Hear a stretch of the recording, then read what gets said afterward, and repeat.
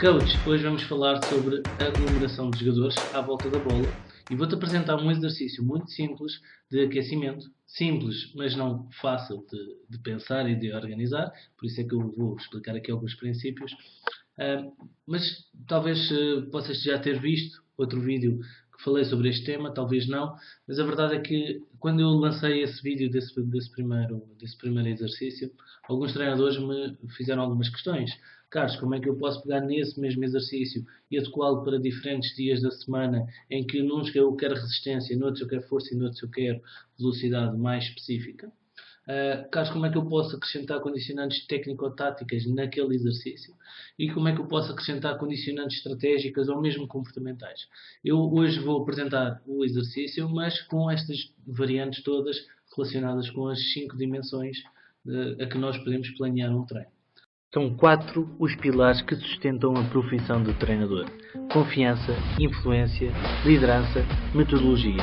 Aqui eu vou partilhar as várias estratégias que o treinador precisa de dominar para ter credibilidade, ser reconhecido, obter mais lucro e atingir as vitórias. Porque o facto é o seguinte: a dor passa, mas a tua autoridade fica.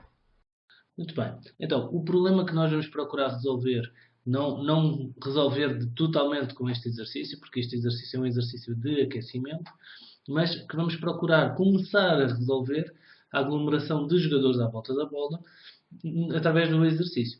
Ok, mas o que é isto de aglomeração de jogadores à volta da bola? 2 tópicos são muito curtinhos para a gente entender qual é o problema que este problema nos traz. Bom, se nós tivermos em conta o campo e tivermos em conta o posicionamento dos jogadores, o problema é que quando os atletas jogam aglomerados em função da bola, os atletas também por vezes estão estagnados nas posições e são fáceis de marcar pelos adversários, o que vai fazer com que a gente perca a posse de bola. Ora, se a gente perde a posse de bola, então estamos a dar oportunidade ao nosso adversário de poder marcar golo na nossa baliza. Um dos objetivos que a gente não quer é perder a bola e outro é sofrer golos. Bom, o que nós vamos fazer para criar um exercício, entenda-se a estrutura, é retirar do campo o pedaço do problema onde está o problema, entender que existe uma zona envolvente ao problema e existe uma zona mais específica do problema. Portanto, eu vou retirar estas duas partes e vou começar a criar os exercícios para o meu treino. Neste caso, eu vou pegar no quadrado preto para começar a criar o exercício de aquecimento, sendo que quando eu quiser passar do exercício de aquecimento para a parte principal, nesse caso vamos falar num próximo vídeo, nós vamos começar a aumentar a dinâmica envolvente daquele problema. Muito bem. Mas antes de eu te falar do exercício, eu gostava de te falar de 2 problemas claros que eu encontro na maior parte da metodologia dos treinadores. Um dos primeiros é a pouca especificidade da modalidade.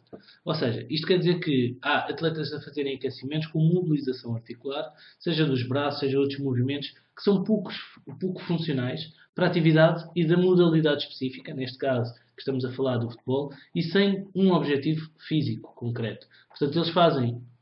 O objetivo é apenas a mobilidade, mas não tem um objetivo físico por trás deste exercício. Se eu fizesse esse exercício com um objetivo físico claro, de ganho de resistência, ganho de força, eu estaria a fazer esse exercício com um sentido para a metodologia. Agora, quando o exercício é aquecimento, o objetivo é aquecimento e o objetivo está ligado à mobilização articular, a mobilização articular não é um objetivo.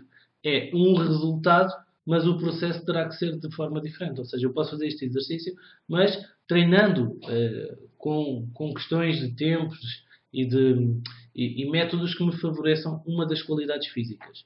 Depois, isto quer dizer que se eu quiser trabalhar a nível da resistência geral ou da flexibilidade, os exercícios gerais e direcionados para o ganho dessa qualidade física fazem sentido. Agora, se eu quiser trabalhar a resistência específica dentro desta modalidade, não faz sentido este exercício. Se eu quiser torná-lo mais específico. Um outro problema que nós encontramos, muitas vezes, é que há exercícios vistos por equipas grandes, mas que não resultam. Por exemplo, a gente vê mainos do Barcelona, a gente vê mainos do Manchester City, só que no meu contexto, se eu estiver noutro contexto que não o deles, provavelmente esses exercícios podem não funcionar. Eu vou explicar porquê.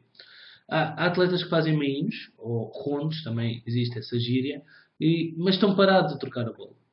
Esse tipo de mains, apesar de serem vistos por equipas de elevado nível, têm objetivos mais direcionados às relações entre os jogadores. Aquilo a que nós chamamos de team bonding. Existe o team building, existe o team bonding.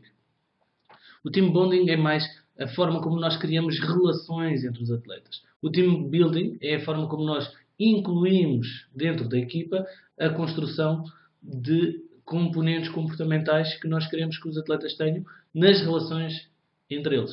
Mas não necessariamente eles tenham que ter uma boa relação entre eles, de relação social.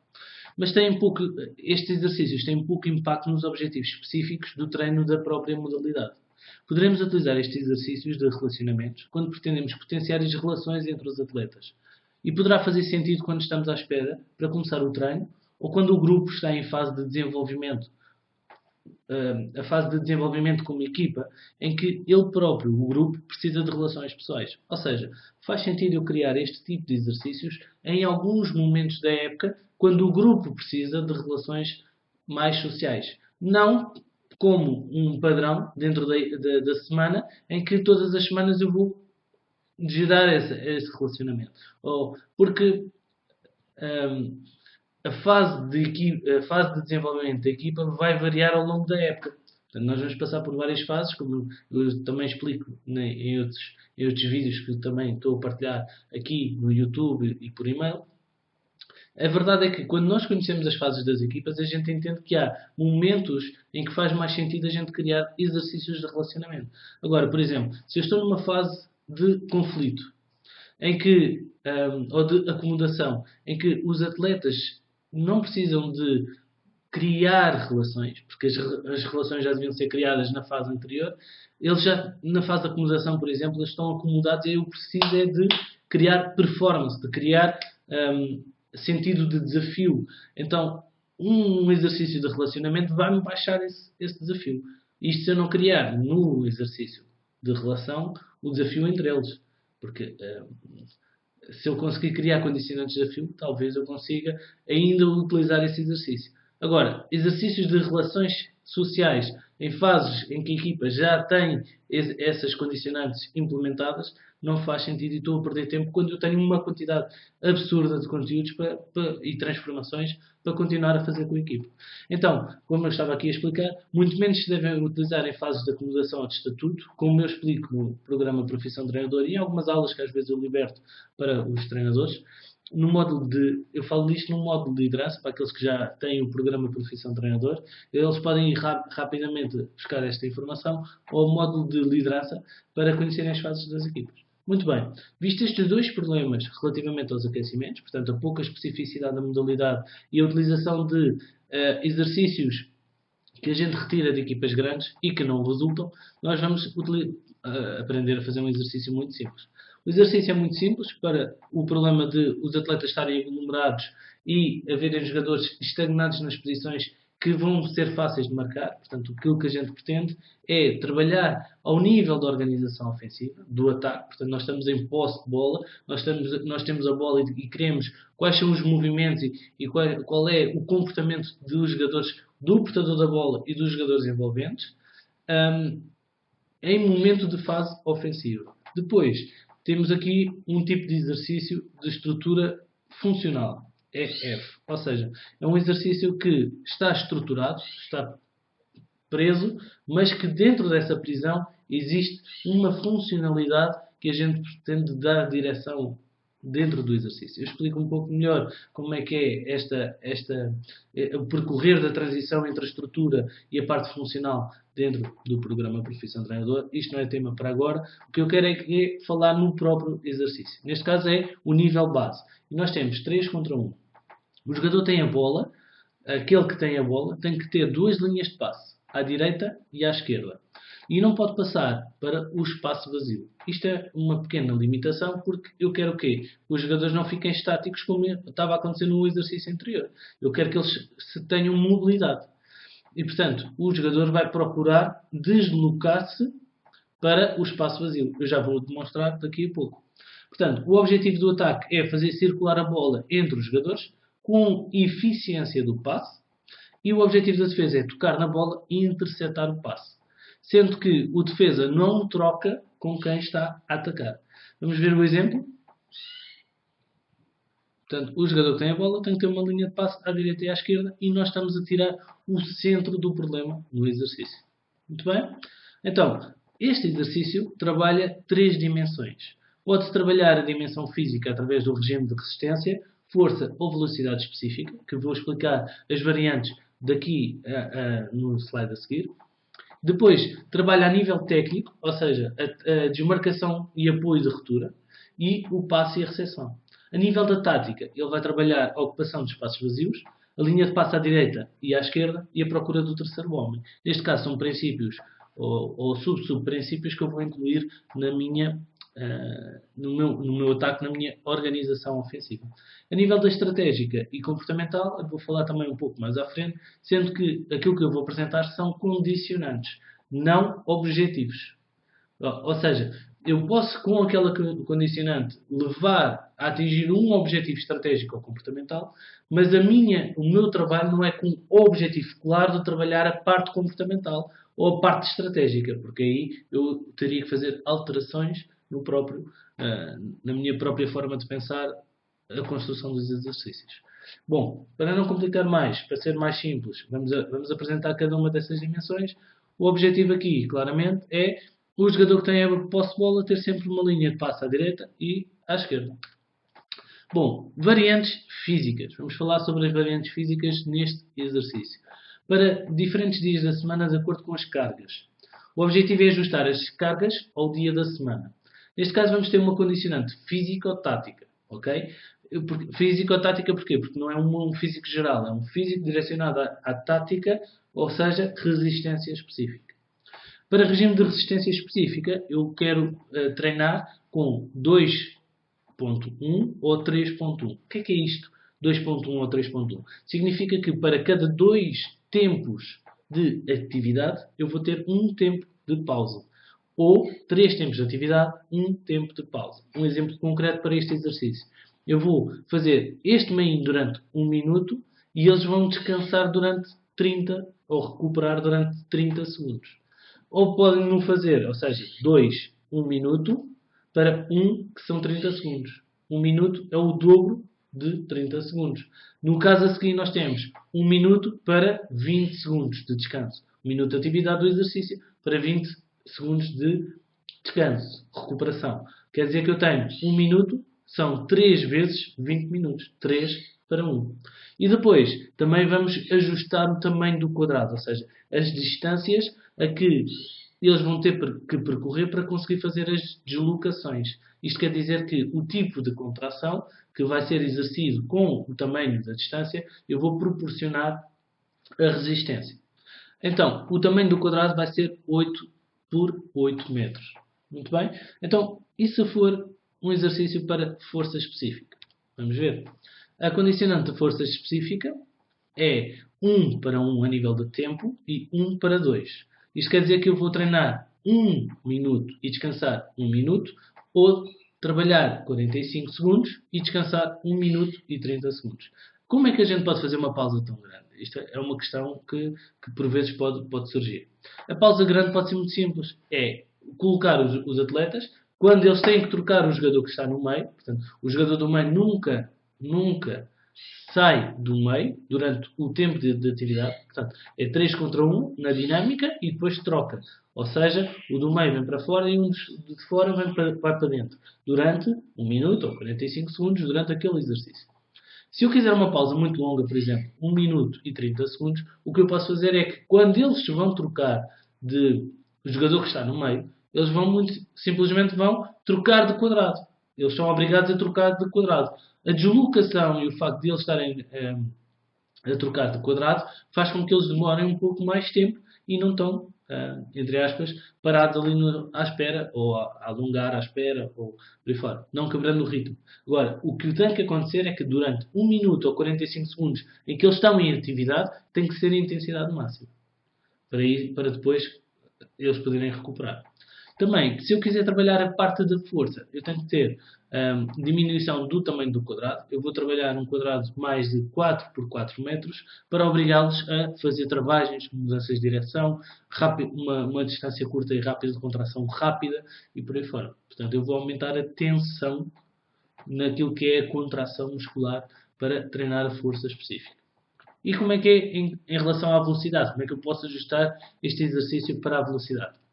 Vamos ver também. Portanto, nós vamos ter uma condicionante físico-tática para regime de velocidade específico. Ou seja, eu vou ter exercícios de um tempo de atividade para 3 tempos de recuperação. A um tempo de atividade para 5 tempos de recuperação. Então, por exemplo, neste exercício eu podia fazer 30 segundos para recuperação de 1 minuto e meio. Portanto, pode ser intervalos entre estes dois intervalos, 30 segundos e 2 minutos e meio e 30 segundos de recuperação. A mesma coisa vai acontecer aqui, ou seja, quanto mais eu quiser que eles aumentem o intervalo de recuperação, mais tempo eles vão percorrer de um quadrado para o outro, ou eu vou apresentar aqui uma nova ideia. Ou seja, a ideia de que, para além deste exercício, eu vou obrigá-los a ter uma reação rápida ao estímulo, que é a pausa do exercício para a troca entre eles.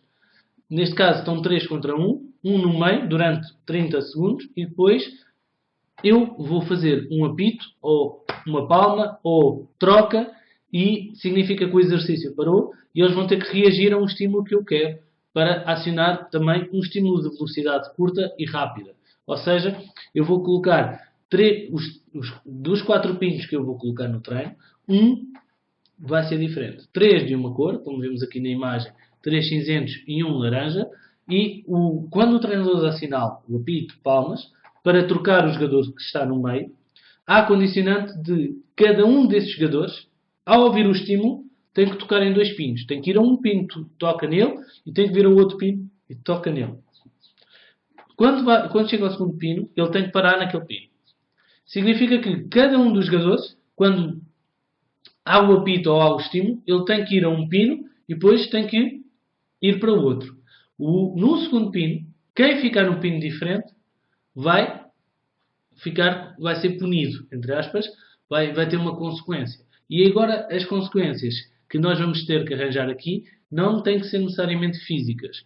Porque se nós estamos a trabalhar a um nível de velocidade específica, quer dizer que para aquele dia a gente não quer força. Então, provavelmente a gente não quer adicionar ao jogador uma carga física, neste caso de força ou de exercício físico. Então, exemplos de consequências que nós podemos acrescentar é o jogo do burro. Portanto, o jogador que fica no pino laranja vai acrescentando letras de burro. Quem tiver mais letras no final de todo o exercício fica como, entre aspas, burro. Ou fazer 10 flexões de braço, ou diminuir um ponto às recuperações de bola daquele jogador que está no meio. Portanto, por exemplo, se eu estou a contar o número de recuperações de bola do jogador que está no meio, se no final do exercício o número de vezes que ficar no pino laranja, vai ser retirado o número de recuperações de bola que ele conseguiu em todo o momento em que esteve a defender. Isto significa que eu estou a dar uma consequência e estou a acrescentar uma condicionante de velocidade mais específica da modalidade, com mudança de direção. Vou dar um exemplo aqui com a movimentação dos jogadores. Portanto, eles vão ao primeiro pino e a seguir têm que ir ao segundo pino. Neste caso, este é o jogador que ficou no pino laranja, portanto, vai ter uma consequência. Depois, está bem, Carlos, mas eles aqui foram todos um pino diferente. Se eles não forem ao pino laranja, porque eles já sabem que no pino laranja vão sofrer. Então, por exemplo, pode acontecer isto, que é, vão todos a um pino e depois tentam chegar ao segundo pino, mas um é mais lento que o outro, portanto, se demora mais tempo, ele também vai ter a consequência. Aqui nós estamos a trabalhar não só dentro do exercício um quadrado de 6 para 6 metros, significa que eu estou a ter uma largura de espaço em que eles vão poder fazer uma contração não tão de tensão, nem tanto de duração, vai ter uma contração mais específica da velocidade. Eu vou fazer um quadrado de 6 para 6 e vou ter um exercício em que no final, ao trocar entre eles vão fazer 2 sprints muito curtinhos e rápidos e, portanto, eu estou a trabalhar a questão da condicionante físico-tática. Tá? Vamos passar então como é que eu vou acrescentar condicionantes estratégicas. Neste caso, primeiro vamos às técnico-táticas, depois as estratégicas e depois as comportamentais. Relativamente às variantes, a ideia é acrescentar aumento da complexidade ao exercício.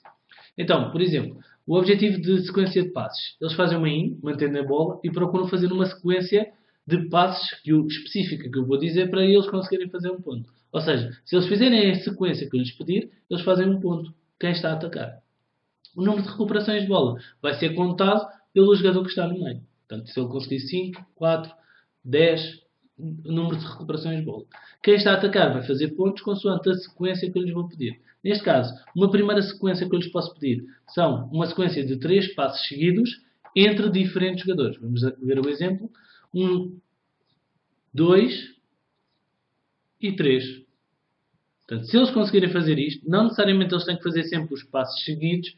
Eles podem estar a tabular, podem estar a decidir, mas num determinado momento eles aceleram e fazem o número de passos entre os jogadores diferentes. Portanto, fazem um ponto e continuam a jogar. Uma segunda sequência de passos que eu posso pedir para eles procurarem realizar é tabela ao primeiro toque e virar o jogo. Então, por exemplo, eles fazem uma tabela entre dois jogadores e viram para o lado contrário. Sendo que essa tabela convém ser ao primeiro toque, toca, toca e depois vira, e depois continua o exercício. Que se fizerem isto, conta um ponto. Um segundo momento de condicionante e sequência que nós podemos fazer é tabela, portanto, tabela volta ao homem, vira, e a gente quer uma desmarcação do terceiro homem, e ele finaliza o ponto quando joga no terceiro homem. Tá? E depois temos a tabela e passo no espaço vazio para desmarcação de ruptura do terceiro homem. Ou seja, o jogador vai fazer tabela e depois aqui existe a condicionante de jogar no espaço vazio para haver uma desmarcação de ruptura do terceiro homem. Não uma desmarcação de apoio, mas uma desmarcação de ruptura no espaço. Tá? Todas estas sequências de passos podem marcar um ponto quando elas fazem, mas não necessariamente estão sempre a fazer aquela sequência. Eles podem estar a jogar e de repente fazem sequência, que é para o jogador do meio não saber que eles vão fazer aquilo. Muito bem, se eu quiser acrescentar uma condicionante estratégica ou tática, nós vamos posicioná-los, e isto é importante referir que este exercício não tem o objetivo direcionado à parte estratégica, é uma condicionante estratégica para favorecer componentes estratégicas. Neste caso, o que estamos aqui a falar é a funcionalidade e a ligação entre os jogadores por posições, ou a funcionalidade, posições e localização no campo. Isto é uma condicionante estratégica, não um objetivo estratégico. São duas coisas diferentes. Então, o objetivo é posicionamento e funções estratégicas, e a condicionante estratégica é fazer grupos de 4 jogadores, na mesma. O exercício é exatamente o mesmo, com todas aquelas condicionantes que já falámos para trás, a nível físico, técnico e tático. E o objetivo aqui é fazer ligação entre posições e fazer ligação desses jogadores nas posições no campo onde eles estão.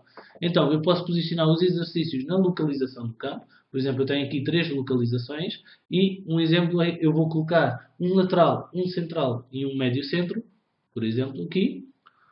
Um lateral, um central e um médio centro a fazer toda esta dinâmica na localização do campo do defesa esquerdo, por exemplo. Posso fazer 3 médios centro na dinâmica, este também haverá de ser um médio centro, e posso fazer um extremo, um médio centro e um lateral. Portanto, um extremo, um médio centro e um lateral na zona do make-up, onde eu quero que haja maior dinâmica entre o lateral e o extremo. Esta é uma variante muito simples, que pode ser acrescentada. Às vezes não é tão simples, porque nas nossas equipas nós temos restrição do local onde nós estamos a treinar, ou seja, imaginando, só tenho meio campo, só tenho uma área para treinar, ou eu não consigo ter espaço para poder pôr todos os médios na mesma zona, por aí fora. Portanto, esta é uma condicionante que poderá ser colocada ou não, de acordo com a restrição espacial que cada um dos treinadores, cada um de nós tem para treinar as suas equipas. Depois, existe a condicionante comportamental. Vou reforçar a ideia, isto não é um objetivo comportamental do exercício, é uma condicionante comportamental adicionada ao exercício que tem objetivo de outras dimensões, neste caso, como a gente viu no início, objetivo físico, objetivo técnico e objetivo tático. E esta é uma condicionante a acrescentar a esse exercício. Então, o objetivo é o altruísmo e favorecer a tomada de decisão ao colega. Portanto, o altruísmo é o quê? É a minha capacidade de me colocar no lugar do outro para favorecer a posição do outro. E não estar... o contrário seria egoísmo, em que eu estou focado demasiado nas minhas necessidades. Aqui o altruísmo é eu ter a capacidade de me colocar no lugar do outro e perceber quais são as necessidades dele para o ajudar. E ao ajudar a eles, estou a ajudar a minha equipa para ter sucesso na minha equipa. Então, só pode jogar a 2 toques depois de alguém jogar a 1 toque. Ou seja, eu só posso jogar 2 toques se o colega que me passou a bola jogou a 1 toque. O que não quer dizer que se ele jogou a 1 toque eu tenha que jogar a 2 toques. Eu não sou obrigado a jogar 2 toques. Mas eu posso ser favorecido no número de toques. Eu posso ter mais número de toques para resolver o meu problema porque a bola vem torta ou está numa zona muito apertada e eu preciso fazer um passo para o outro lado. E aí eu vou precisar de mais recursos para dar 2 toques. Mas eu posso jogar sempre, a equipa pode estar sempre a jogar a 1 toque. Agora, aquele jogador que está em mais condições e precisa de dar 2 toques, ele pode utilizar isso se alguém lhe passou a 1 toque. O que é que isto tem a ver com altruísmo? É que quem faz 2 toques é obrigado a passar bem a bola porque o próximo colega só pode dar 1. Da mesma maneira que aquele jogador que faz o passe se pode jogar a 1 toque, ele vai jogar a 1 toque para favorecer o colega a seguir de jogar a 2 toques. Eu vou procurar, se eu posso dar 1 toque, eu vou jogar sempre a 1 toque para que o meu colega a seguir possa ter mais recursos e mais possibilidades de escolha. Isto é, eu colocar-me no lugar do outro e atender às necessidades dele.